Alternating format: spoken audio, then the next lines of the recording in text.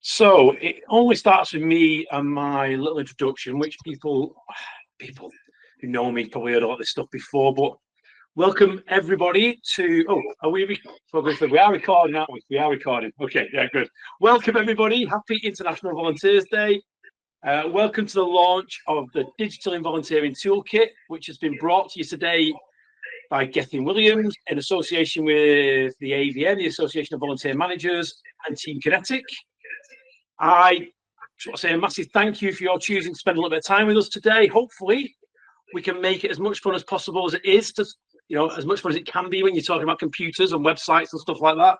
We'll try and make it as painless as possible for you. Some very brief housekeeping just to make sure the wheels don't fall off before we start. We are recording the session, so if you don't want to have your video on, that's totally fine. We love it if we can see you. It's always nice to see people's smiling faces and see what's working, what's not, but we totally appreciate if you don't want that video on, please feel free to turn it off. There is a auto transcribe feature available on Google. If you go into your settings, you can turn that on, and you can not only get to listen to me, but you can also get to read me too. So there we go. To turn that on, I believe it's in the three buttons at the bottom under the options there. We do ask that you stay on mute whilst you're not talking, but we do want to hear from you. So please do use the chat. And if you are happy for us to come to you to ask the question directly, then just pop that in the chat as well. Say, I'm happy to ask that question. And if we've got time, because time is going to be tight, we've got time, we'll sort of go to the room and let you guys ask the question yourself. Some of you have already found the emojis. Google is great for emojis, so please let us know, how you're feeling, what you're thinking. We do want it to be a bit interactive. If you do have any tech issues, okay, Alex is going to pop in the chat right now some contact information, so please do take that down. So if you get knocked out of the chat, you're struggling with the sound or anything like that, there's an email address there, there's a website, you'll be able to jump in and have a chat with us on that website. That'd be great. Now, I'm not expecting any fire alarms here in TeamKinetic head office today, but if your house is on fire, then please do feel free to leave, okay? We won't take it too personal. I'm sure you all know where the toilets are in your own house, so you don't have to worry about that too much either. So I guess it's time for me to say, switch off that spreadsheet you're secretly working on whilst trying to listen to me witter on. Sit back, relax, get yourself a cup of tea, and I think we're about ready to go. I guess I want to start very briefly with, the how and why we ended up here. And I thought it'd be really useful to share with you a little bit of context of the 17 years that TeamKinetic's been in the sector. We started back in, I think it was 2008, right at the start of 2008. So next year, 2025, I think we're 17, 18 years next year. So we've been around for a while. But when we started, and I apologize right from the off with this, because it made people feel very old when I go through this explanation. But back in 2008, there was no Instagram, there was no TikTok. We'd not had the Cambridge Analytica scandal, because Facebook only existed as a website that students used. It didn't even have an app because the App Store didn't exist on the iPhone. So that's what's changed since we started all them years ago to where we are today. It's been a constant revolution, never mind evolution, over that period. And one thing that's been pretty consistent from the volunteer managers that I spoke to over that period of time, the message hasn't really changed. It's always been, I don't massively feel confident when it comes to technology. It's really expensive. It promises me the world. It scares me to death. And I don't want to spend my days as a volunteer manager worrying about whether or not that's got mobile responsive design and it's accessible for people. That's not the reason I got into volunteer management. So it was with this sort of message ringing in my ears that we felt we had to do something. Now, we are lucky in the UK because the digital sector, I think, has been pretty good to volunteering in the sense of we've got some of the best products available, I think, in the world that have been sort of homegrown in the UK, and this toolkit isn't about TeamKinetic per se. It's really about the sector more widely and what we're trying to achieve as a sector and how we take the sector forward using these digital tools. But I do see a paradox that's occurred. Over the last 17 years, there's been these amazing tools being created by these wonderfully creative digital entrepreneurs. And the things that you can do now with the digital tools that are out there are phenomenal. Yet, and I think Alan will not thank me for mentioning this, the general trend in volunteer numbers has been going the opposite way. It's been going down. So we've seen over this period, over the sort of 17 years we've been involved, volunteer numbers continually going on the decrease, yet we continue to build these amazing, fantastic tools. So the paradox is there's something not quite working, there's something not quite fitting. And I guess part of this work is to try and explore and see, reflect, on ourselves as to what we can do more effectively as a sector, as individuals. How can we try and look at what's going on, and how can we make sure that it's not technology for the sake of technology, we're using it in the most effective way we possibly can. So there's a few things we know that are happening. People's time is being squeezed more and more by all these things that are trying to grab our attention. And that's had a really detrimental effect, I think, over that period on volunteering. It's really suffering. And I guess it was in this context, this optimistic context, that I was having a chat with Ruth and Gethyn about a year ago. And I said, let's knock up a little toolkit and see if we can come up with something that might help people with some of these challenges.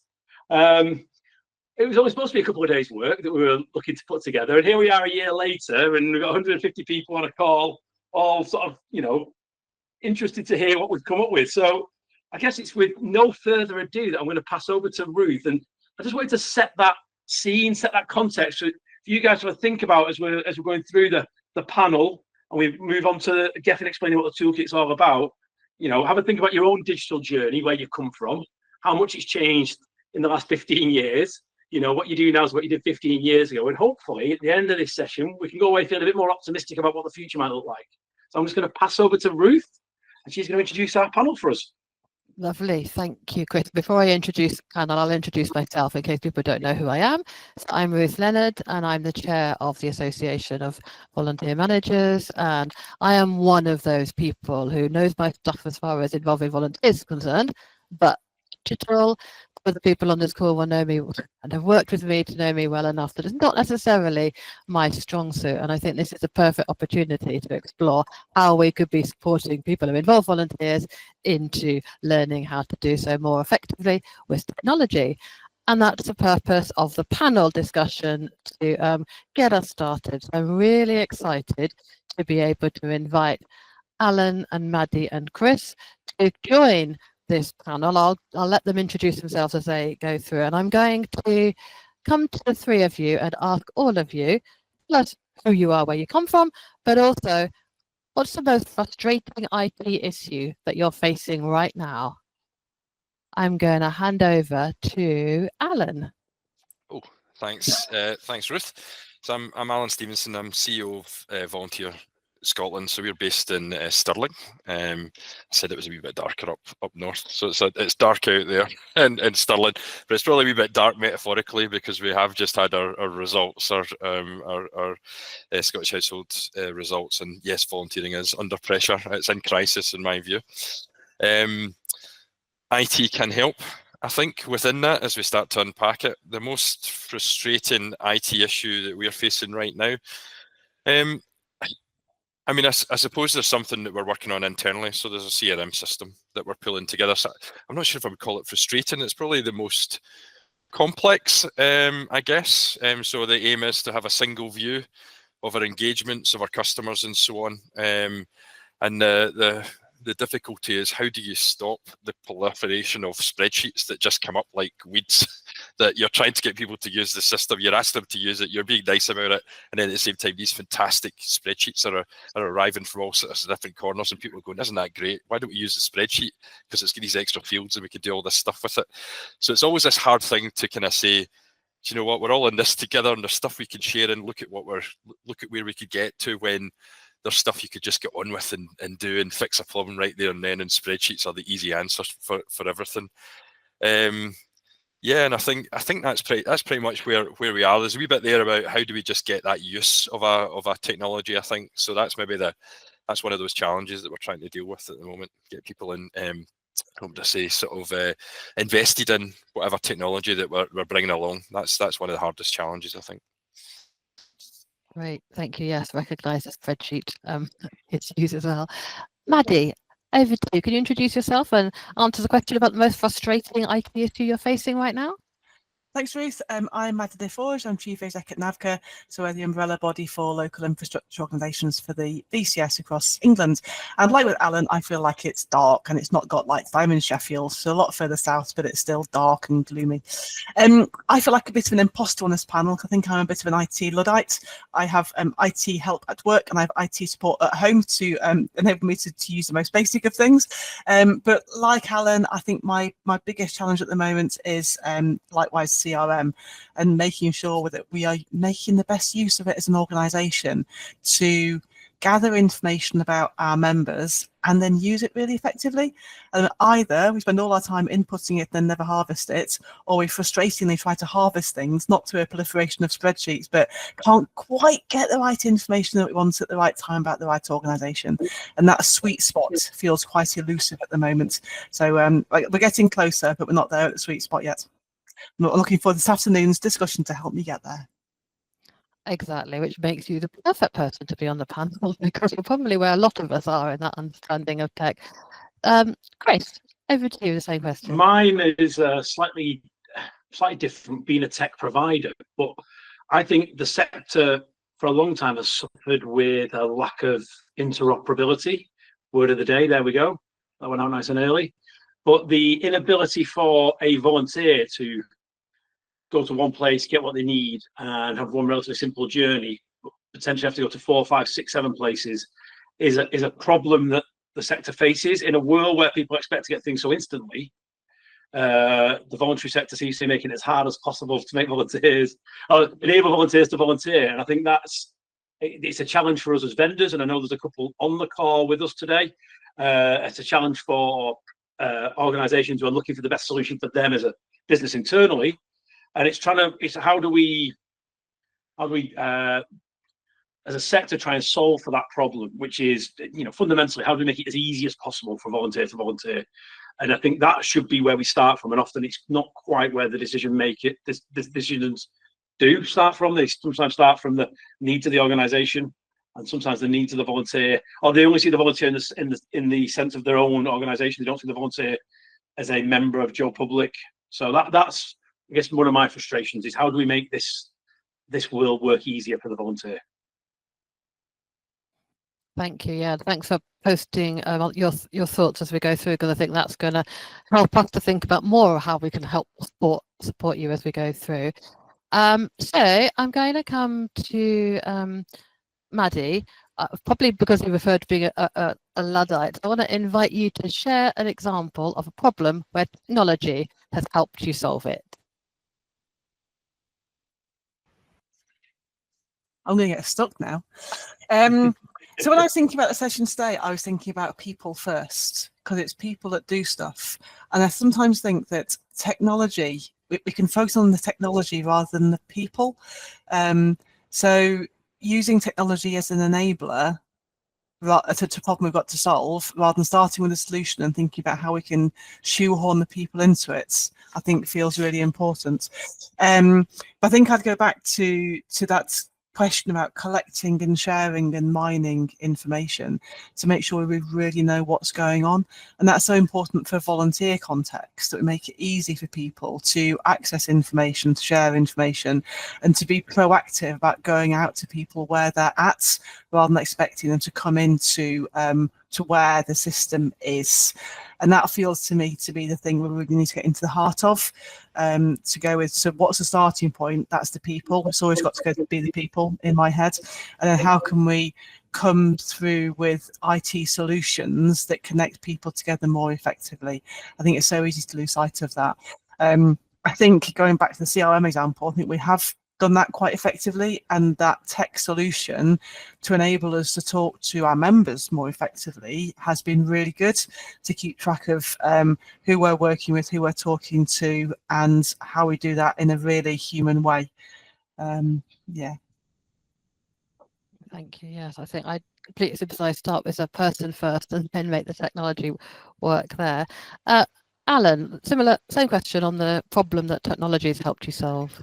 Okay, let me think. I'm probably going to go back a couple of years, back to COVID-19, I think. So there was a problem in there that we didn't want to solve, and then there was a problem that we absolutely had to solve. And one of the problems was internally, how do we work remotely? And that was the same problem everyone else had to deal with. So I'd probably say Teams and Zoom, and actually that whole thing we talked about for years about flexible working, and isn't it, there's this little thing in Outlook. If you looked at this wee app over there, Teams, and everyone went, why would we ever want to use that? Or, Zoom, right, okay, well, that's used for a particular, and then suddenly we all just started to use it. We're all getting about it. Nobody cares anymore when you go on one of these calls and it doesn't quite work. We're all relaxed about that. Not everyone has to work. So all of that stuff came out of that problem we had to solve. The problem that we probably wish we didn't have to solve to some extent, and this might be slightly controversial, but it was really that call out to volunteers during COVID as well. It was like we were not in the room when that was suggested, and it was right, we need to gather all of this demand to help without actually knowing what the need was for that help and where that would go. And I can't think of any other way to do it other than through technology, and what we managed to do in terms of pulling that into one place, and then also managing to kind of take that out into the local areas and use all this secure socket layer stuff to make sure we weren't breaking GDPR and having meetings 3 times a week to say, here's your list and what can you do with these guys now, and we'll get back in touch with them. That was a problem that we didn't need, to be honest with you, but we did manage to solve it, and technology was right at the heart of it, because you couldn't get outside your house. So I was waking up in the morning, and that was one of my first tasks, was to pull down details and send them across securely to 32 TSIs, which was really fun. And the other bit of that as well was when we put it onto the website. We had another issue we didn't know we had to solve, which was what happens if everyone arrives on the website at the same time. It'll bring everything down, and that was interesting because it happened over a weekend. So I was sitting I was kind of walking the dog on the phone going, I'm really not sure if the website will go down here, and we didn't have any technology place to go with it. And eventually I just said to CEO, we're just going to have to go for it. If it goes down, it goes down, and that was it. And we were lucky, it never went down. So there you go. Oh, well, good, thank you. Chris, have there been any unexpected benefits of using technology in your life? I mean, I don't forget my wife's birthday anywhere near as much as I used to, which is certainly a benefit for me. But professionally speaking, I think the introduction of AI has started to make a real difference to me professionally, which has been really helpful. The ability to, when you're as dyslexic as I am and you struggle with spelling, the ability to throw things through ChatGPT has been very, very helpful. So that's been quite useful. But the sort of the subtle introduction of AI is starting to make a real difference to me professionally, in terms of being able to generate really high quality content much quicker than I could before. And we're already looking at sort of how that can be, how that similar technology can be rolled into our product, because we want volunteer managers to be able to do more with less time. That's the general direction of travel. It's always do more, and you've got less time and less money to do it. So tools like AI, I think, are going to be really instrumental in enabling volunteer managers to be able to achieve what they need to achieve. So yeah, that I think has been a big bonus. It's interesting as well. The last, I would say, 6 months, it's become a noticeable bonus as well. We've being a sort of tech evangelist anyway, you're kind of looking at this stuff. But the last 6 months has been noticeable how much better that AI technology is at helping me write and do those kind of things. So yeah, I'd say that was the big one. Great, thank you. Maddie or Alan, either of you want to share an unexpected benefit? I don't mind going. I mean, it gives me another reason to visit my parents, I suppose. When they phone up and say, I don't know how to do this, I don't know how to do that, and then they've written click, I had an interesting one. I was trying to explain what a laptop was to my uncle, and he came out and he says, I understand all of that, and he says, what's a lapdog? So these are unexpected benefits. You get a bit closer to the people you love, because you have to help them out at times as well. And I think it's that bit of the ubiquity of just technology. It's just hitting everyone, and everyone is at different stages as well. There's definitely something there about when you understand staff need and customer need. I think through running a technology project, you do get unexpected benefits, because you can't step into people's shoes. really until you kind of take yourself into that space to say, how does this feel for you? How does this work for you? And that's the unexpected bit. You go, wow, I never thought you would have that issue, but I can see that it is an issue, and we do need to deal with that as well. So I really do enjoy that as well. You know, these kind of sessions where you go, that's how you got unexpected. Yeah, and I think maybe the other thing is just the pace of work. I think the pace of work has gone up anyway, and I think without technology, God knows where we would be, but we are actually able to cope. And that's probably the other unexpected thing as well, that actually the amount of things that we now all deal with and juggle and, you know, share documents together and just collaborate much more quickly and effectively, all of that happens, I think, through technology. For me, I think it's getting the right platform to use at the right time, especially multiple platforms. And that thing now where you can be in a meeting like this and you can concurrently be chatting on WhatsApp with specific people, as long as you don't make a mistake and it can go catastrophically wrong. We've all done it, I am sure, on Zoom, if a private message ends up not being private or the wrong WhatsApp group. But that thing about being able to talk to people through different platforms at different times is such an added bonus, and being able to pick up and connect or to switch off, as long as we do switch off at the right time, is so good. I feel like it gives us more control. So I think technology can give us more control about who we're talking to and how we talk to them and when we talk to them, which just helps me manage my life better. I think I have some platforms that are for work, some platforms that are not for work, some things that I know I can do. As I say, you can have private conversations alongside a meeting to prompt people to come in or to do certain things, particularly used for informal meetings like AGMs, just to keep the show running smoothly. So I think that's a real bonus of that point of electronic communication through different platforms and media. Thank you. And thinking about platforms and systems, are there any challenges that you've encountered whilst you're trying to implement a new system? Maddie, I'll come to you for that. Oh, millions, always. Because it can sometimes just feel a bit overwhelming, can't it? Of how do I start? And even when there's a new release of Word or Mail, and you start thinking, but it doesn't look familiar anymore. I like the familiar of what I knew before. So I think that making sure we make the most use of things that we bring in, and then some of those snippets that, oh, I can do this, or what I don't know that I don't know. And Chris, I need to talk to you about AI, because I'm doing nowhere near enough on AI at the moment. And it's a thing where I don't know what I don't know. And I've forgotten what the question was, Ruth. Tell me again. It was about challenges that you've encountered whilst you're implementing a new system. So yeah, I think the challenge is understanding the full benefits and extents of how a system can help contribute to what I do. And I think I'll do the obvious bits in front of me. I'll use the functionality that I can see really easily. I think one of the things that I find more difficult working from home, although I am in the office a lot as well, is that I don't pick up those snippets from other people about, oh, do you know it can do this? Do you know it can do that? And I think the difficulty of knowing what I want the system to do for me, what I want it to do for the organisation, then understanding the full potential of what it can do is always, it's like it's a step beyond. And so I think thinking about knowing the basic functionality, getting that embedded, getting it working, and then continually looking at, as either new releases or new functionality is there, how we can bring that into our daily practice so we get the best benefit from the technology. Yeah, thank you. I recognise that I know how to do it now, and that's what I'm comfortable with. And then any little change, oh, I'll throw you completely. Alan, same question to you about challenges when implementing a new system.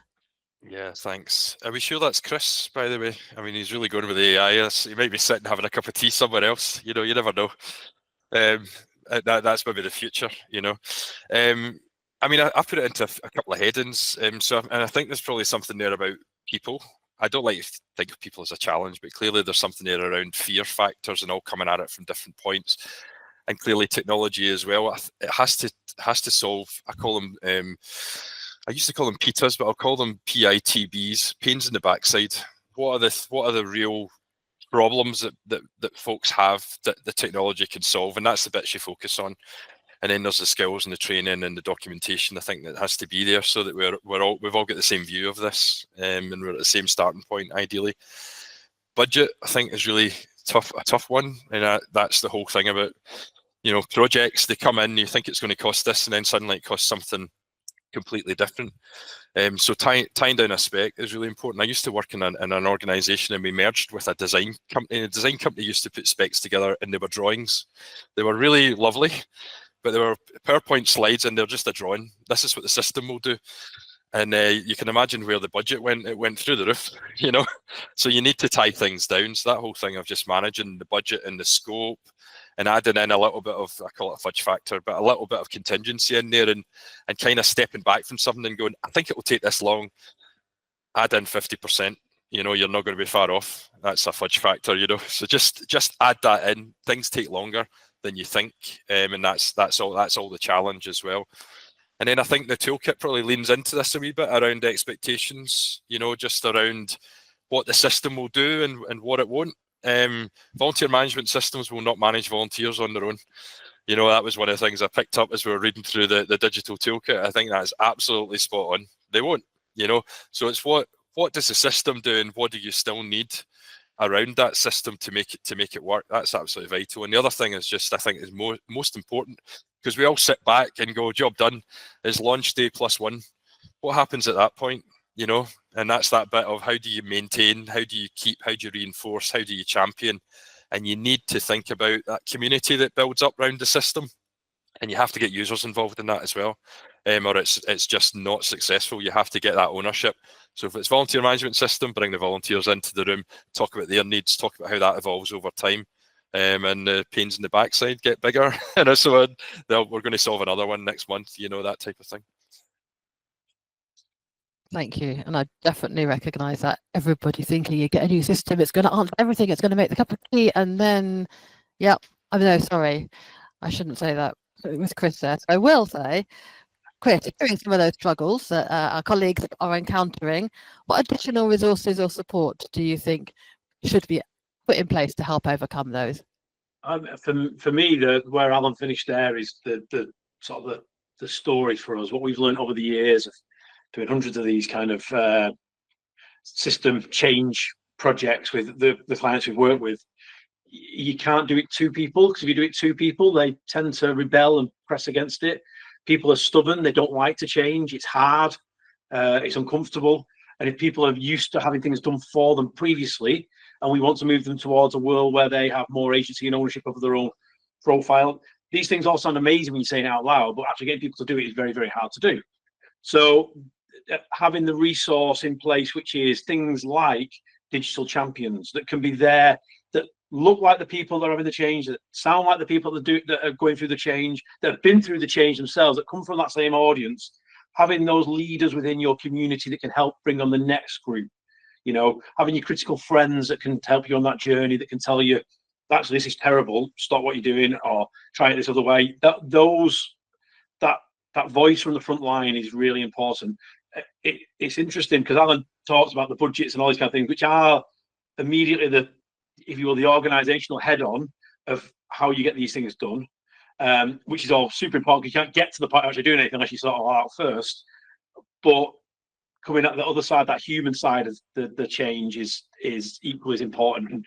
And we've been in lots of situations where the organizational side of it is bang on, but the actual engagement part with their volunteers on the front line has not been as effective, and the outcomes are never quite as good as you want them to be in that situation. So that's why I would say it's making sure you've got good relationship with your volunteers, you've got people within the audience that can act as champions, and you've got the time to do that communication piece of work to help bring them on the journey with you. Great, thank you. Alan or Maddie, have anything to add from the practitioner perspective of supporting things with the system change? Can I just come in on the back of Chris talking about? Of course. Which I think that, to me, tech needs to be about solving a problem, because if there's not a problem there, then why would you bring tech in? So I think being really clear what the problem is, and the problem might be something that is it's just a bit slow, or it's less efficient, or we can connect better, but involving volunteers really early on, involving the people who will be using the system really early on to define the problem we're trying to solve, as well as then what the solution might be, I think is really important to it. And then working with almost segmenting people really clearly into the people like me, who are the Luddites, and the people who are the early adopters who really want to push it through, and bringing those groups together to share and to understand and to learn from each other, I think is a really powerful thing to do. So you're not just working at the pace of the slowest, but nor are you flying at the pace of the fastest, but you're recognising those different groups and you're putting them together to feed off each other at every step along the way. I just want to say, Maddie being in Sheffield is actually just around the corner from the Luddites, so you could literally be a descendant, Maddie. You know. No. I was just going to build on that. I mean, I think, yeah, definitely. Yeah, I think you have to build in who's closest to the issue and hear that and articulate that. You know, get that need out there. I think all things in this sector involve meetings and cake as well. So I think that probably is part of it as well. So not doing the highbrow corporate event and all the rest, but actually just get in there and about there and have a good chat and articulate that. I think you have to make a decision on what the system will do. So the visions and aims. And I think probably wrapped around that is a bit of governance. Who decides? You've heard A, B, C up to Z of the things you want. Who's going to make that decision in terms of the must, you know, should, could, and won't. So who's making those decisions and how quickly and so on. So a bit of a governance and steering around that. That's part of the expectations thing as well. Thank you. Chris, I'm going to come back because you started some of the conversations about AI, and I'd like you to share a little bit more about how you see emerging technologies such as AI shaping the future of volunteering.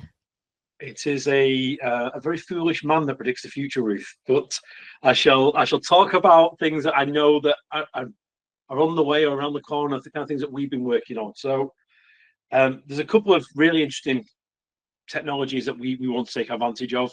One of them is this concept of digital wallets, and this idea that we have a decentralized way of volunteers holding their own credentials and their own background and personal information that is much easier to share with systems like ours.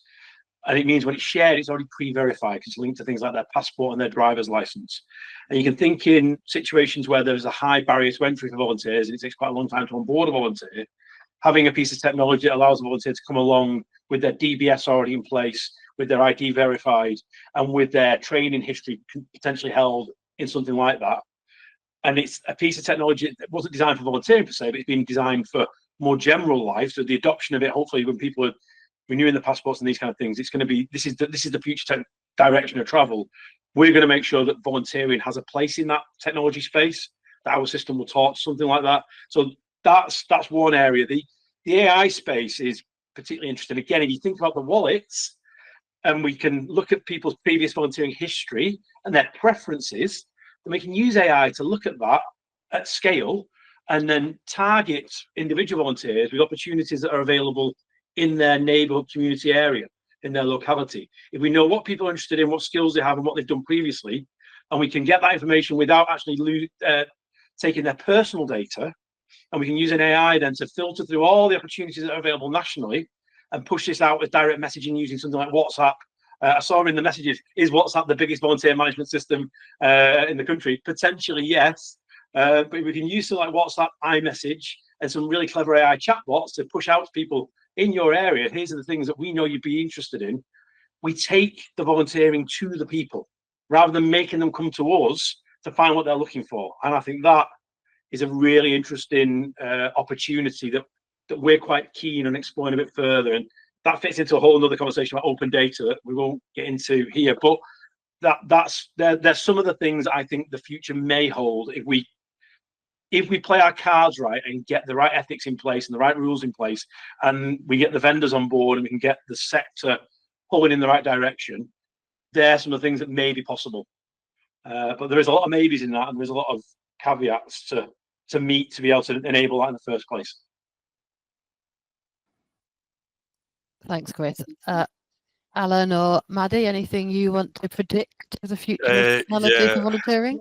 I'm not going to jump in there with 2 feet in terms of predict the future.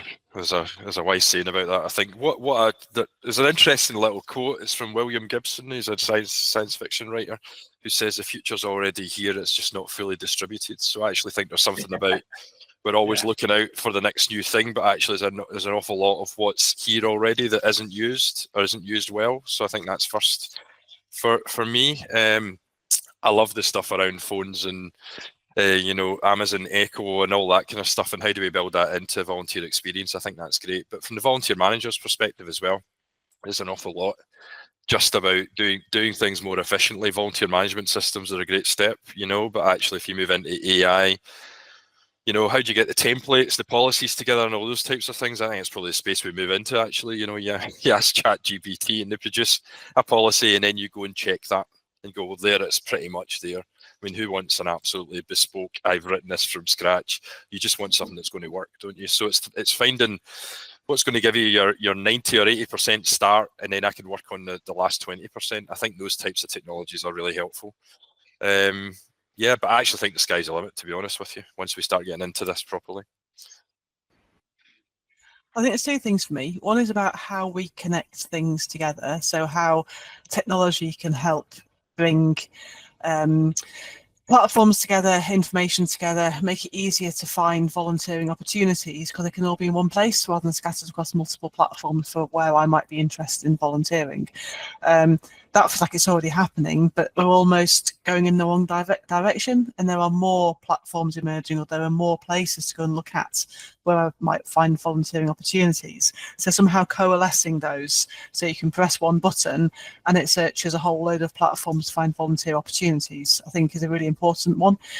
But the other one I think is potentially more interesting is about how tech can fundamentally change the nature of the volunteering role itself. So many volunteering roles are about people coming together in person with people to do something that matters to them. That's social action, it's the informal volunteering. That is and will remain really important. I'm a big believer in volunteering being about social contacts and social connection, and meeting people and doing stuff together. But there's also some aspects of volunteering where I think tech might make it easier, and thinking particularly about trustees and governance. And it's difficult to get people to fill trustee roles, to fill secretariat roles, to be treasurers. And whether we can use tech and AI and different platforms to change the nature of some of those trustee roles in particular, to make it easier to do them on an informal basis, which still fulfills the requirements of good governance and good decision making, to make sure that there is safety and consistency in how organisations are run and managed. But something thinking about the very nature of charities and community groups and how they're managed and run, using tech solutions to make that more straightforward, to make it easier to divide roles up so they can be shared across multiple people, I think could be really positive.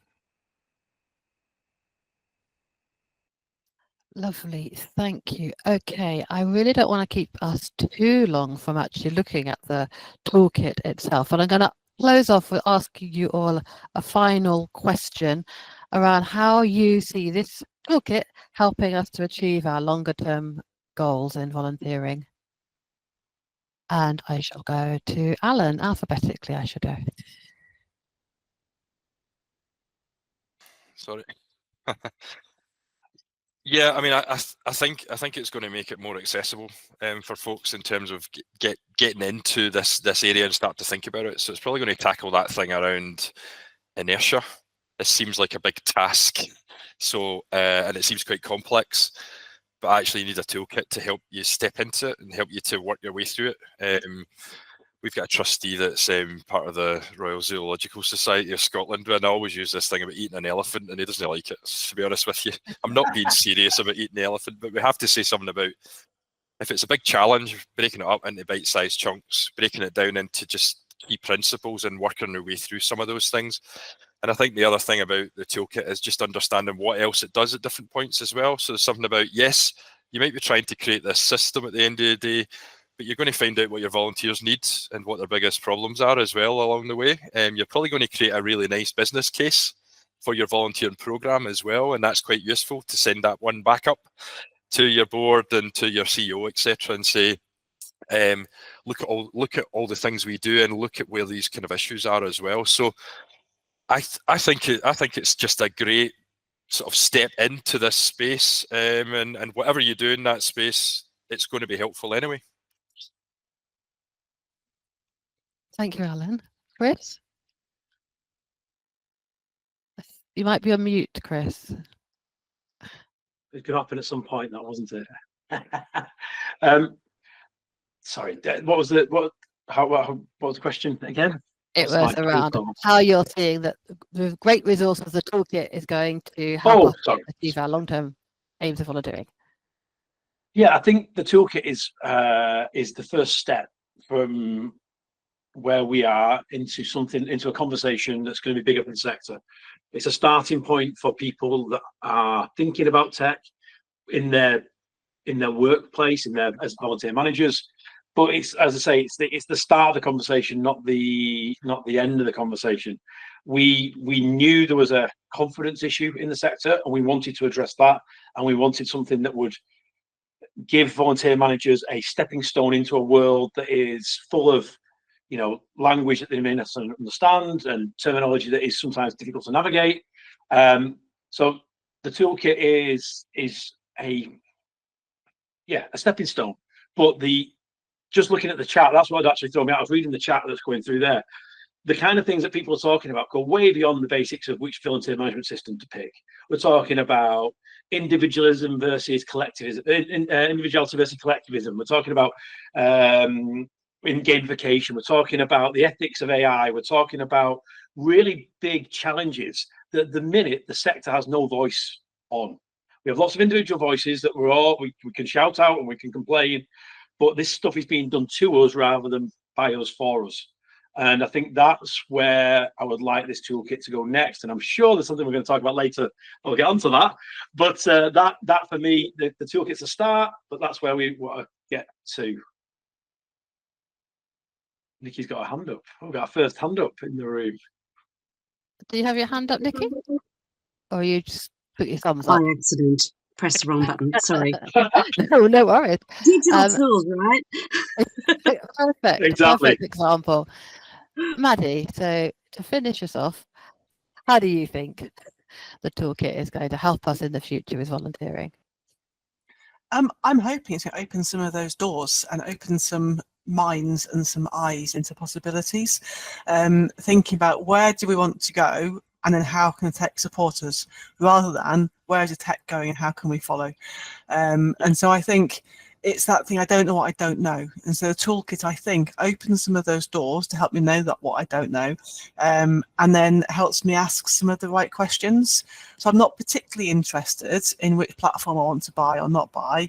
I'm much more interested in what are the problems that I'm facing that tech can help me to solve. And if I don't even know what questions to start asking, a toolkit that can help me ask those questions, it can help me talk to my staff about those questions, that can help me engage potential and actual volunteers about those questions, feels like a really useful starting place. I don't think we're ever going to get there, wherever there is, because there'll always be further to go. It's not like it's a finite destination. It's more like a continual circumnavigation of the globe. That's a really bad analogy, best I could think of at the time. But I think it's that point that we're not going to get to a certain place and then it will stay, because it's going to keep on moving further and further away. So I think the more we can equip ourselves to ask the right questions, to work with other people to ask the right questions, and create the space and the framework to answer those questions, that then means we can go in and we can buy and we can implement and we can develop tech, which helps us work in the best possible way. So that's really where I hope this toolkit can help organisations get to. Thank you, Maddie. Thus demonstrating why you're the perfect person to have been on this panel and not have to apologise as you did at the beginning. So I'd like to thank all of our panellists for a really interesting conversation. So thank you to Maddie and to Alan and to Chris. And thank you everybody for putting things in the chat, which I know was distracting. And I hope we could all take that chance to look later, because I think those are the kind of conversations that, as has been said, that's what we want to be carrying on with. I'm now going to hand over to Gethyn for the moment of truth when we can talk through the toolkit. Thank you. Thanks ever so much, Ruth, and hi everyone. And just to echo that, what a great panel chat. I loved that, and thank you for that and everything that's in the chat as well. I had some slight panics reading and listening to it all, thinking I need to completely rewrite the toolkit from scratch now. But maybe that's a 2026 job. But there you go. I love that. I love the idea, Chris, of you as an AI-generated avatar. So, you know, it's just doing your work for you, and you're off somewhere else entirely, probably up in Stirling enjoying the sunshine. It reminded me of that Bruce Willis film, Surrogates. If you've seen that, or go and check it out if you want to see what the world looks like if that kind of thing becomes mainstream. It's horrendous. And I'm really struggling to get past collective nouns for spreadsheets as well. I can't stop thinking about it. I can't. Google doesn't seem to have any. I suppose an Excel of spreadsheets would be the obvious one, but this is a vendor-neutral discussion, isn't it? So I don't think we can go down that. If anyone's got any great ideas, put them in the chat. We'll sort that out. But anyway, onto the toolkit itself. Thank you ever so much for being here, everyone. I'm Gethyn Williams. I had the privilege of developing this as a product, as you've been hearing. It was an amazing job to be kind of working on, and my job today is to kind of introduce you to it, essentially, to kind of walk you through what we've got here and a little bit of what's coming as well. And then we'll hand over back to Ruth at the end, who will kind of wrap up and tell you about some of the other elements that we've already started alluding to. So I've only got a handful of slides, so hopefully this won't take too long, but we thought we'd start with the big question, start with the why we're doing this. And Alan talked about eating elephants. I'm not sure if there's an elephant in the room, if there is one, whether Alan's eating it or not, but not another toolkit. I don't know about you, but you know, when you hear about these things, sometimes my eyes roll slightly. Oh, another toolkit. What's it going to be like? Am I ever going to use it? Is it going to tell me things I already know? That sort of thing. I'm going to try and tell you why I think this one is hopefully slightly different, to try and answer some of those questions. So the first thing I think to appreciate about this piece of work is that we've tried to base it on real world challenges that volunteer managers and volunteer leaders are facing right now. That's why we've spent so much time developing it. Chris alludes to this when he was speaking, and apologies to any of you that have been on various calls over the last years with us and the conferences that we've been to talking about this stuff. It feels like it's been quite a long time in development. We've sort of iterated and listened and revised our approach as we've gone. It's been quite deliberate, but that's what shaped by volunteer leaders for volunteer leaders means for us. That's kind of why it as it is, and why it's taken a while to get to this place. The second point to make is that this isn't an exercise, as others have already said, about evangelizing digital just for the sake of it. It's been developed by volunteering people, for want of a better term, rather than people that live and breathe tech all day long. TeamKinetic have been incredibly helpful and in sharing customer insights and giving us some steers on some of this stuff. But their actual input into the content has been pretty light touch, and that's been deliberate. We want to make this accessible, usable, applicable to real world challenges. So the learning outcomes with the toolkit that we have in mind for people that want to use it, I mean, yes, they're about knowledge and imparting knowledge around digital. We'd be remiss if we didn't focus on that, certainly. But this first part of the toolkit especially is really about confidence and motivation around embracing digital and taking on these issues. It relates to a lot of what we heard when we asked people what they wanted from a product like this, and people talked about feeling stuck in spreadsheets, stuck in Excel, overwhelmed by digital options that are out there, FOMO, fear of missing out when they see other people adopting different things, or perhaps reluctant to pick up the phone to a Chris or someone from another provider and have a conversation for fear of not having the knowledge to sort of take part in that properly. So that's what adopting digital on our own terms means to us. That's what we're trying to do with this toolkit, really. And the third thing to say, I suppose, is that we recognize that, you know, a toolkit and a PDF document is only part of the answer to these challenges. Embracing digital isn't just something that happens through joining a call or kind of reading something. And that's why we've got some other elements that we're talking about today, the community of practice that Ruth's going to talk a little bit about later, and also some training options that we're trying to develop around some of these things. But the toolkit itself, and what you're seeing today and what you'll have in your inboxes afterwards, is designed to be self-serve, something that you can work through on your own, at your own pace, but it's only the starting point. So what have we got here? It's a toolkit in 3 parts. We're launching the first part today, and the other 2 parts are going to follow in 2025. But joining the community of practice, which we'll talk a little bit about later, will be your way to sort of hear about all of that first. So are going to give you a quick overview of what's in part 2, and then an even quicker overview of what's coming later. But just before we get into that, let's think about the why we're doing this, really, and just add to some of that scene setting that Chris did in the beginning a little bit, really, from a practitioner's point of view, coming at a piece of work like this. We're all intimately familiar now with the main challenges in volunteering. Chris alluded to the data that's come out recently in Scotland, and just yesterday as well, the Community Life Survey for England and Wales released their data, and it's a very similar picture, and it's still quite a depressed picture. And you know, no real surprises there, I suppose. Rates dropping in recent years, and it feels like in the volunteering sector movement, we understand the reasons behind this quite well. I hear people say a lot, volunteering doesn't exist in a vacuum. It's tough out there. There's a lot going on in society, and this impacts on people's propensity and ability to volunteer. And Chris talked about the paradox of tech here. The fact that we, you know, our digital solutions for coping with fluctuations in volunteering have never been more sophisticated, and yet we're still where we are. It's not a silver bullet, we know that. So in the face of these questions, you know, why focus on digital at all if it's all about what's going on in other places? Well, we think that it's probably something less to do with the what in terms of the tools that we have through digital, and more about the how we adopt it and use it. That was very much the tone of the discussion, I think, that we've just heard, and it felt right for us. And putting the volunteer at the heart of these processes feels very much like the direction of travel that we've had in volunteering in recent years. That's kind of where we're going. We appear to be moving away from narratives of volunteering that are all about the cause, all about selfless altruism. And I don't think that has to be necessarily a trade-off between what we need from volunteering and volunteers and what volunteers need from their experience. Done well, they can mutually reinforce each other.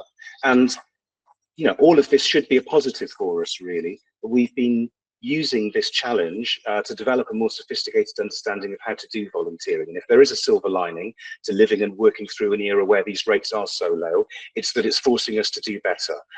Perhaps not always having to work harder, but certainly smarter. And I think this is where digital comes in.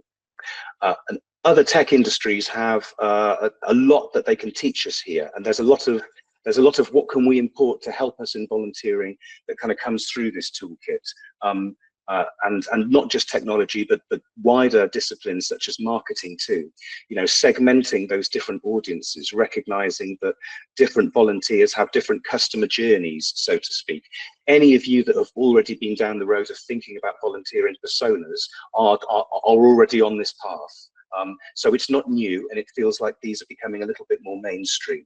The toolkit is our attempt to try and mainstream some of these practices into volunteering through the medium of digital. I guess that's probably the simplest way of sort of putting some of this. So, and this is where we get to the slide. If we look at other industries, particularly ones driven by digital advances, online retail, social media, the ones that spring to mind, what we realized when exploring some of that was that reasons for digital adoption tend to be driven by one of the three things that you can see on the screen here: scale, efficiency, or experience. Scale is an obvious one, really. It's about growth and numbers, and it's fairly easy to get our head around. Efficiency is more to do with our internal systems and making life easier for us, the people that host and operate these things. And experience is the other side of that coin, of course. It's the customer side. What kind of experience are they having? And hopefully you can see quite quickly how easy it is to adopt this kind of framework, this sort of taxonomy into volunteering. It forces us to think, what are our objectives here in digital? Is this about growth? Are we thinking about numbers? Or is it about efficiencies that we're trying to make for ourselves, making our lives easier, streamlining some of our processes, cutting out waste, that sort of thing? Or are we, you know, relentlessly focused on the volunteer experience, which is the kind of thing that you hear a lot of marketing people say, you know, obsessing about the customer and that sort of thing. So we've adopted this kind of framework in our toolkit, and when you see it, you'll see these words, scale, efficiency, or experience, coming up again and again. Reminds me of what Maddie was saying towards the end of the panel here about kind of focusing on the nature of the challenge that you're trying to do something about, rather than just adopting for the sake of adoption. And we hopefully these three areas can be a really nice entry point into these issues. So getting into the toolkit itself, that's enough by way of background. But let's take a look at what we're launching today. Part 1 of the toolkit, which is what you can see here and what we're launching today, is mainly about knowledge, confidence, and motivation, as I was saying. Those are the kind of learning outcomes that we've got in mind. The overall goal of part 1 is to help you develop your digital vision for your organization. So we think it's probably for people either fairly early on in their digital journey, or perhaps taking a step back and starting again and reviewing. And that's not a bad thing, because as Alan was saying just before we joined the call, tech moves so fast that even if you're in it and you think you get it, a lot of the time developments can accelerate, and it's handy to take a step back and start again. So what you've got here are 5 elements. The toolkit's in 3 parts, and each of them has a series of elements to them, and these are the first 5 really. They work as a bit of a unit. We think you can do them in more or less any order, but we recommend you completing all of them because they all build to a crescendo. They complement each other in that way. Some of them have templates attached to them. Others are designed to be read and reflected on, helping you shape your approach to digital. All of them self-serve, and they're quite diagnostic, or have a series of planning exercises associated with them. By the end of completing part 1, our hope is that any leader in volunteering, any volunteer manager, will have developed their plan, their vision, and feels confident to take it back to their organization and take it forward in some way. So you'll get a plan, or you'll get, I don't know, at least concepts of a plan. I'm sure I heard that somewhere recently. The 5 that you can see here, I'm going to take you through them very, very briefly. This first one, getting confident around digital, takes what was probably the most common digital question about volunteering that we heard and spins it a little bit. So in developing this, we heard time and time again, you know, my starting point for these digital challenges is, what volunteer management system do I need? What platform do I need? What's the best one for my organization? So we took that question and we turned it into a bit of a proxy exercise, or a Trojan horse, for familiarizing people with common tools that are available on a VMS platform. So it's a dummy exercise in designing and choosing your ideal volunteer management system, the purpose of which is to familiarize you with some of the basic things that you might want or not want as well, because ruling things in and out appears really crucial here. So this is about scope and sort of showing you the digital horizon, I guess. The second one, developing your digital vision, is where we bring in these questions about scale and efficiency and experience. And what are we really focusing on here? What's the biggest kind of goal that you have for your organization? Are you trying to prioritize one of those? Are you balancing them? Are you thinking about new volunteers or existing ones? Have you done a lot of thinking about the vision for volunteering and not quite sure where you want to apply those themes, or whether some of them are more important to you than others?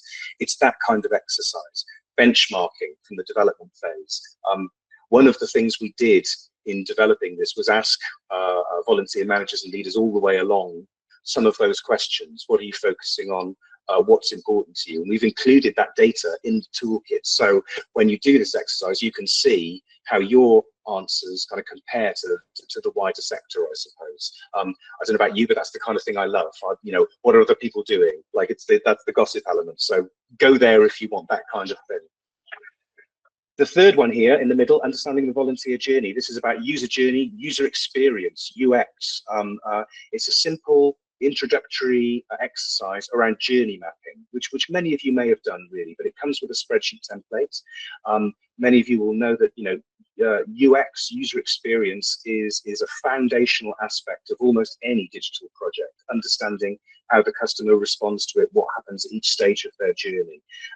Think of this as an exercise that can help you develop your capacity for putting the volunteer at the heart of the process, which is very vision for volunteering, isn't it? So if you're into that approach, this is a way of making that digital for you. The fourth one around pitching for digital investment. This was one of the ones I found most interesting to explore, actually, and this came up a little bit in the chat in the introduction.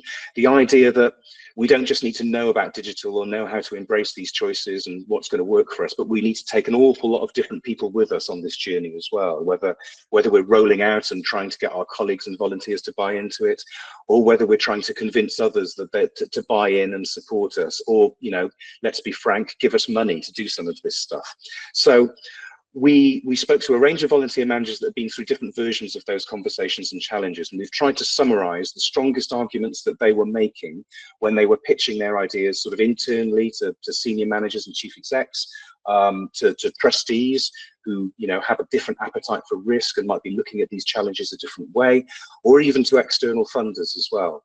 So if you've got a stakeholder job to do in bringing people with you, hopefully that's the element of part one of the toolkit that is going to help you most.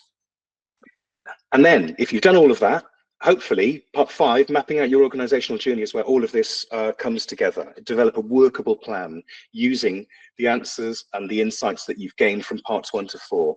And we think this can hopefully get you to the point where you can either go and have a really informed conversation internally with colleagues about what you want to do next and where you're going with it, or you feel confident enough to pick up the phone to a software provider, a platform developer, and hold your own in that conversation with integrity. That's kind of what we wanted to go from it. So that's part 1. That's what you've got today, and I think that's coming automatically to you in your inboxes. But if not, there are ways of doing that, and that's what we're releasing right now. But let's have a think about what's coming next year as well, because as Chris reminded me in his introduction, actually, when we sat down, the long list for what we could do with this was so ridiculous that we decided to chunk it up a little bit. And in 2025, we're going to be releasing elements of parts 2 and 3 in stages. And I won't take as long as part 1, but I do want to show you a few things that we have coming up for you.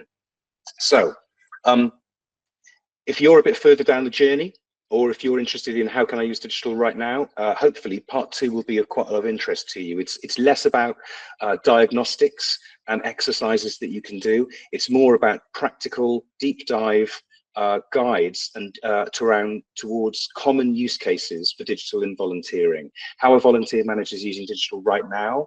On what issues? What are they using? How is it working? It's very much kind of that kind of approach. And this suite isn't fully finished yet, and there's still time to input into it. And if you have insights around some of these challenges, we would love to hear them, or even perhaps new areas to discover. Listening to the chat, I think gamification might be one, actually, or how we maybe apply some of this stuff to young people, which I know is of keen interest to many. So do get in touch. That's very much what the community of practice is all about. We're trying to recycle people's knowledge and insights into this toolkit kind of as we go. But the content that we have right now is kind of as follows. Marketing and communication tools is a fairly obvious one. I suppose you'd expect us to do that. That's many of the things that we reach for instinctively when we're thinking about what digital can do for us. So we'll take a deep dive into that. Digital for inclusion and accessibility, it was something that many of the people we spoke to wanted us to cover as deeply as possible. It feels like a cultural challenge for us as much as a technical one, but what are the tools, what are the approaches that people are using that can help us get over some of those barriers to volunteering that different people experience? We'll take a deep dive into that. Connectivity and interoperability, Chris's word of the day, high scorer in Scrabble. That's a you couldn't do that with 7 letters, could you? Never mind. That's one of the really interesting current areas that I was kind of particularly keen to cover. How do we link our platforms to these wider ecosystems? If any of you have been through the Big Help Out in the last couple of years, you might start to appreciate already how difficult a challenge this is. But one of the advantages I think digital advances offer us is that they can help us move away quite helpfully from the idea that we just need one platform for all of this stuff nationally, that we need one ring to rule them all. I believe, and the ethos of this toolkit and this whole piece of work is that it's perfectly possible to live in a world where we all get to use our own platforms, but they can all talk to each other in a sensible way, either so that the volunteer's customer journey ends up working really smoothly. They find the volunteering opportunity that's right for them, regardless of where it lives. Or we can connect our platforms to others for our own reasons, perhaps more around scale and reach and amplifying our audience. And when there's a national campaign like the Big Help Out On, or something in kind of that vein. Interoperability is a word to describe some of that potential. And ideas like open data feel like our best bet for solving it at the moment. But we've moved on a lot in recent years, and it's an exciting time to be thinking about those things. Brokerage and task allocation is really just taking note of that movement that we've seen since COVID, where many of us are thinking about, can we break up our volunteering roles into tasks, into time-bound chunks, perhaps allowing volunteers a bit more control over the brokerage element, selecting what they want to do and when, self-serving. How does that work? Might it be appropriate for my volunteering program? How have others done it? It's that kind of question. Incentives, recognition and reward are fairly straightforward, I suppose. Digital has been long established in that kind of world. Monitoring quality and compliance, again, as volunteer managers and leaders, we're probably always thinking about health and safety, safeguarding, GDPR, some of those kind of common areas. Digital can certainly help us to get a bit of handle on that and hold that better, especially in our reporting functions. And then finally, we want to do something around the role that digital plays for infrastructure bodies, locally, certainly, CVS's, volunteer centres, but also nationally as well. We recognise that there are organisations that often play this kind of neutral role within a volunteering ecosystem. Perhaps they're managing a system on behalf of their partners, perhaps they're kind of brokering something, but then maybe they're not engaging volunteers directly themselves. What are the issues that they experience, and how do they get over those, and what parts of the market are serving them? We're covering that question to some degree too. So that's developing your practice.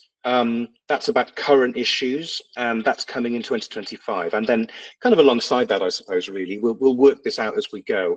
But part 3 is much more future focused, and it's going to be less texty, probably a lot more audio and visual. Podcasting will probably be quite a main way in which we get some of this across. But it's, as you can see here, it's considering the future, a series of conversations with experts in volunteering, thought leaders in different fields, people on the front line who want to use some of this stuff. And we're still looking for contributors to that space as well. We've got some great ones lined up, but if you feel you've got something interesting to say about some of these issues, or you could suggest someone that does, please do get in touch with us. That would be great. Some of these issues feel quite specific to volunteering. Passports is probably one.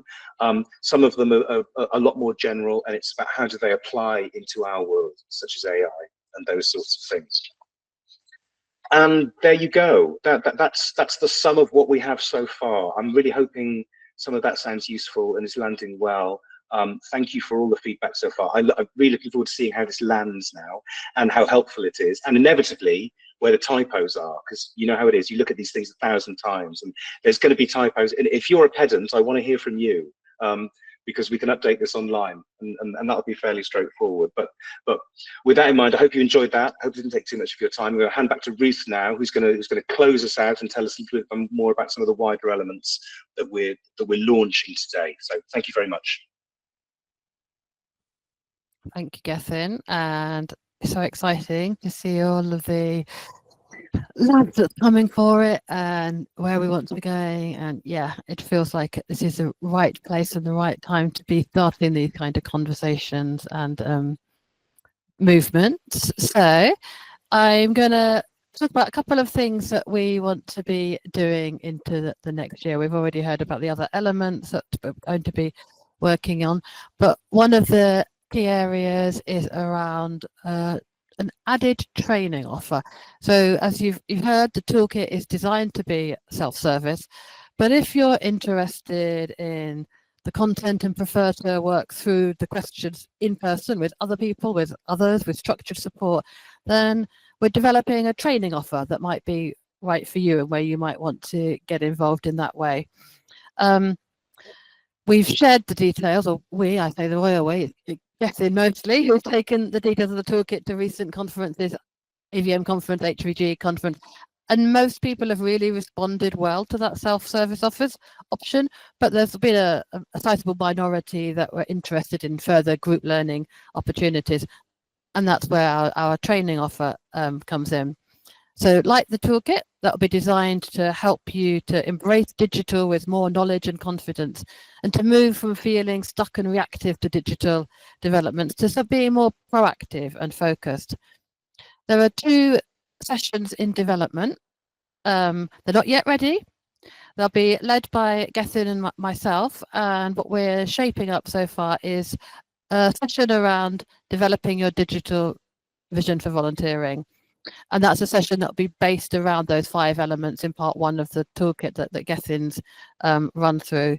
So there'll be fun and engaging exercises around working out what your digital tools are that you're most interested in, having a think about the goals according to scale, efficiency and experience, learning to use digital user journeys and user experiences for diagnosis and analysis, help to start thinking about how you develop your business case and making a really strong argument for investment in digital so that you can do that to different audiences that you might need to.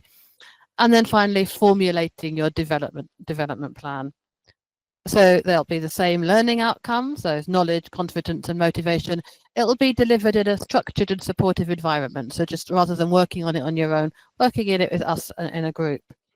And there'll be opportunities, and I think it's one of the things we've seen today, to start tackling those questions with others and learning from each other in that kind of collaborative way. That's been really interesting to see. The overall objective will be similar: to develop your digital vision for your volunteering offer, and you'll be leaving with a development plan that you can feel confident in. So watch this space, that will be coming soon. And the other area that we're beginning to work on is developing a growth mindset in volunteering. It's something that we're really interested in understanding. How do we learn to think in that way from what the tech industry has been doing for a while? So it's around the growth mindsets and the adoption of growth loops. They've really driven serious growth in other areas of digital, especially in social media and online engagement. And we want to put the concepts together into plain English and help you to adopt them when you're developing your volunteering. So there'll be introduction to growth mindsets and growth loops in plain English, identifying areas of your program which are ready and suitable to start adopting growth loops, and helping to design your own growth loops and identifying your needs to implement them. Growth loops, a buzz phrase, we'll all get to understand them better, but they're applicable to all stages of the volunteer journey, whether you want to have more volunteers, or whether it's going to save you time and energy, or whether it's helping you to take that volunteer experience to the next level and really be effective there. We mentioned the conferences that we've been to. The idea has been tested at those conferences, and delegates have already made all kinds of useful suggestions on areas where they could be developed or adopted. And we've been thinking about how do we run it? Should they be themed? We could run them purely around stages within the volunteer journey, like recruitment or retention. Thinking about how we bring AI in. Really interesting conversation on AI earlier. Whatever is current in the sector or front of mind, but importantly, whatever the community of practice thinks is an issue for exploring. And what's really good about this way is that we'll be able to feed all of that knowledge and development generated in those sessions back into the community of practice. So all the great ideas that come up in the training sessions will go back into that, which is a nice segue to the community of practice itself. We've been throwing that phrase around for a while. What is it? What is it that we want to do with our community of practice? We want to bring together a community of practice to support this wider work, this conversation about a new digital peer community, and align it with ongoing work such as what's happening in Scotland, what's happening in England, what's happening in Wales, vision of volunteering, all of those kind of things. What's happening out there across the nations of the UK, and how can we align our knowledge around it? Like we've described the toolkit, the community of practice is a movement, and we really want to help practitioners in the volunteering sector embrace digital on our own terms and start shaping the market to meet our needs. It's about 3 things, as you can see on the slide. It's about learning, influence, and access. So the learn part is sharing our digital knowledge and experiences with our peers, seeking their advice and guidance and creating support for ourselves. There'll be updates on the toolkit, there'll be newsletters and other learning opportunities to come together. Influence, this is where we want to really mobilize the voice of volunteer managers. We want to help to shape the market and influence software and platform providers so that we could be really informing people what it is that's needed and contributing to agendas. And we want to advocate for some of the sector-wide changes that we want to see. So we've spoken about open data development, but national campaigns and other movements where digital plays a part, like the Big Help Out and the Vision for Volunteering. And the third element of the community of practice is access. So as a member of the community practice, you'll get priority access to future toolkit content and training opportunities, and you'll hear about the new developments first. As we've mentioned throughout, we will be following up with you all after this event. We'll be sending out the toolkit and we'll be inviting you to join the community of practice and help us all to shape the conversation that we've started today to meet those needs. So thank you. I hope that's been tantalizingly interesting and you want to get involved further. We do have some time left of any burning questions that you want to ask, but I'm really hoping to work with many, if not all of you in the community of practice and to grow that movement. But big thank you to Gethyn for all the work that he's done on developing the toolkit, and thank you to Chris and TeamKinetic for working with us all to host this. But I mean, I just jump in there very quickly, Ruth. I wanted to say, I forgot earlier, I do apologize. A big thank you to AVM, who have done lots of things to enable this to happen, not just kind of kindly giving us some access to some of your membership to ask them some of these questions, but having us along to the conference as well, and hosting some of this too. You know, hopefully the message that Chris outlined, that this isn't about any one particular provider, this is about us as a sector, came through loud and clear. We couldn't have done that without AVM's involvement, so much appreciated, and hopefully this will benefit the membership as much as the wider sector. I think, unless anybody, if people want to hang around and have a little chat, we'll be here for the next 5 minutes. Massive thank you from all of us here at TeamKinetic. We hope you like the toolkit. Let us know what you think. Please do stay in touch, and we'll speak to you all soon. Thanks a lot. Bye bye. Thank you, everyone. Loving the emojis. Emojis are great, aren't they? Yeah. You're right. Google is better for that than the other platforms, I think, isn't it? Yeah. Looks really nice. I can't figure out how to explode them in that exciting way, though. I think more than once. Okay. Yeah, Well, there you go. Thank you. I think it's good. Google's a good platform as well for the way you can interface between the chats, the pictures of people, and the shared screen. It's better than Teams, isn't it? Teams is my Yeah, it enemy. is easier. Teams is my kryptonite. Hi, Joanne. How are you? You okay? Yeah, I'm good. Thank you so much. That was super interesting, and thanks for having me.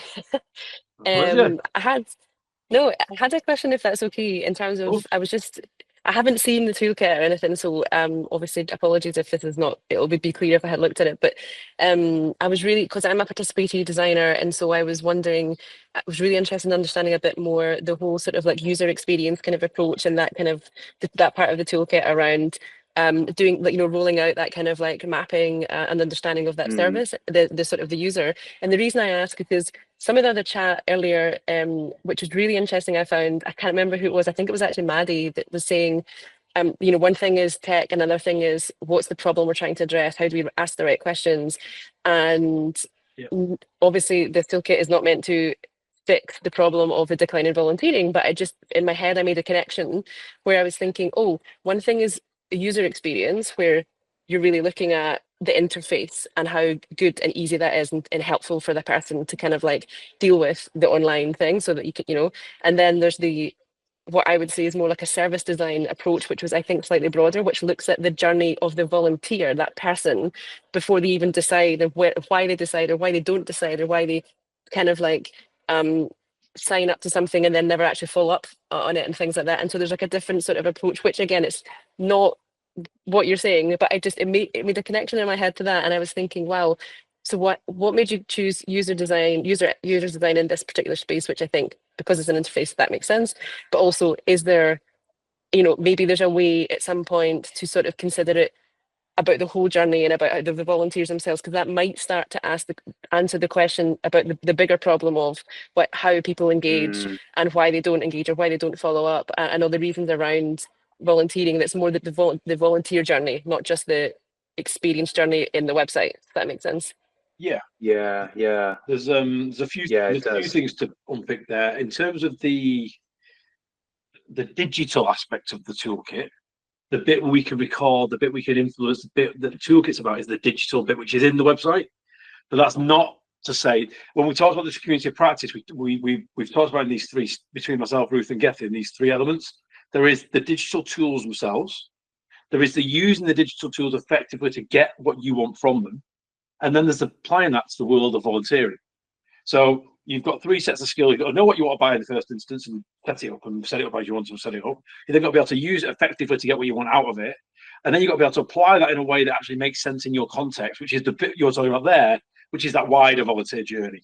So yes, you need to do the wider volunteer journey piece of work, but then you need to be able to map in those digital skills to, I need this bit of data on this particular part of the experience, and I need to know that that's going to, if I'm going to optimize for certain aspects, I need to know I'm measuring those aspects appropriately. And that's when Gethyn was talking about Ruth was talking about one of the training offers about this growth mindset.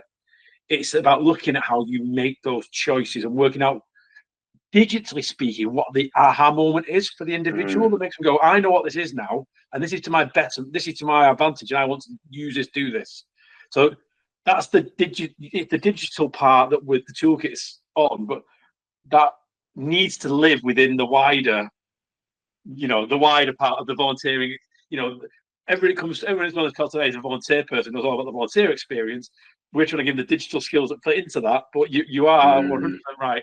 And to be honest, when I first saw your work, when you sent it over to me, I could see where you would sit potentially in this community of practice with somebody with that expertise to bring that thinking and bring some tools to help people make that connection between the digital and the real, and the how we map the two things together effectively. So they're not, there's not how we have two lives, one online and one in real life. These things need to be together. So yeah, I don't know if that's answered the question, but hopefully it puts it in the context of what we're thinking. Yeah, that's really, really clear. Thank you so much for sharing that. You've really, and I think it's exciting. Good stuff. I think that went all right. That went well. Yeah. It did. It's a really good distinction though, Joanne, between the journey that you go on with an organization and the experience as a volunteer. And I think we've only really done the former in this toolkit. It's quite basic, the user journey. It probably wouldn't look very sophisticated to a service design person or someone in your world a little bit, but it's designed to sort of prompt volunteer managers to just break the journey up into the different stages of, expressing interest, application, onboarding, being active, leaving, that kind of thing. And it doesn't, we haven't assumed that journey is digital at the moment, but it encourages the volunteer manager to think, is this an analog stage? Is this a digital stage? Does it need to be? Could it be? And then it prompts questions at sort of different parts of it. So I think we've really taken that approach at this stage, but the wider experience of being a volunteer, that feels like the kind of thing that could come into parts 2 and 3 quite nicely. Maybe we should have a chat about that. That's a lovely thought. Thank you. Benjamin, you popped your hand up. Yeah. Hello, can you hear me? Yes. Yeah, we got you. Hi, so I'm Ben Waterford from Heart Sport and Physical Activity Partnership, part of the core market team. So one key thing we cover as part of our project is how we can boost number of volunteers in Hertfordshire sports clubs and how we can then support them volunteers. Brilliant. So one project we're looking at the minute is we're trying to get older adults to be more involved in volunteering. What we've we're approaching it from the right angle, because if we're previously not targeting these older adults, we're losing out on a really key cohort that have got the free time, have got that experience, have got the know-how of the sport. They can make real inroads to the community. Regarding the digital toolkit, do you think there's any way we can sort of take elements of it to help out older adults who are maybe not as tech savvy? Yeah, I would say so. I think, it's an interesting one, this, that older adults are not being as tech savvy, because I think about my dad's 75, yet has worked with the computer for the last 25 years. So I think all the people, and most of them have most of them have smartphones these days, but I guess it's their willingness to use tech is sometimes the challenge. But I think, yeah, it's an interesting one. I think having a digital offer is a useful thing anyway, but what you need is that digital offer to dovetail into your in real life offer as well. So, you still can't beat giving someone a leaflet with what you want them to do on it. Now, if that leaflet happens to have a QR code they can scan that brings them back to the digital system where they can register, then you've just made life a little bit easier for them because they don't have to remember a website address. And it's simple things like you could try and make sure your digital and your in real life offer were working together effectively. You don't want them as two separate things. I guess what I was just saying to Joanne a minute ago. With your older volunteers, as always, these things, motivation is an important thing. So it's understanding what their motivations are. And then from a purely Marcom standpoint, what if you were to do it, what's your persona? What motivates them? Where are they? And how can I use those bits of data to effectively find them people, target them people where the message is going to work for them, and create an ask that makes sense that they're going to say yes to. So there's elements of digital toolkit that will help you think about all those things, I guess, and help you start to think with that sort of Marcom's mindset of how I can use this stuff to hold my message. It's less, I'm hitting the people I want to hit with the thing I want to do. Perfect. Thank you very much, guys. I really appreciate that. We look forward to sharing this to the rest of our team. Bye-bye. No problem. Appreciate it. Thank you. Thank you. Thanks, Benjamin. That's a good question. There are a couple of parts in the toolkit actually that talk about that. The Ramblers case study talks about getting volunteers to start using the app, and that was about finding the right use case that really appealed to them. And I think it was something to do with their ability to keep their details up to date and that sort of thing. They could control their own data a little bit more because they had some GDPR concerns and that sort of thing. So that was the entry point for them. And then lots of organizations have digital champions roles, don't they? Yeah, there's got to be a reason. That's what Molly said. If there's not a reason, there's got to be a reason. People don't do it. Yeah. True.